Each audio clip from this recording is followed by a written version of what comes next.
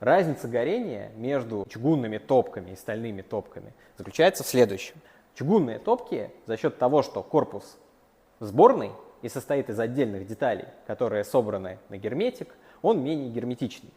И в корпус постоянно поступает кислород. И если мы попробуем регулировать эту печку, допустим, мы подаем воздух на горение, чтобы она разгорелась ярко. Вот это максимальный режим горения, который мы можем сделать. Обычно на таком режиме топку разжигают.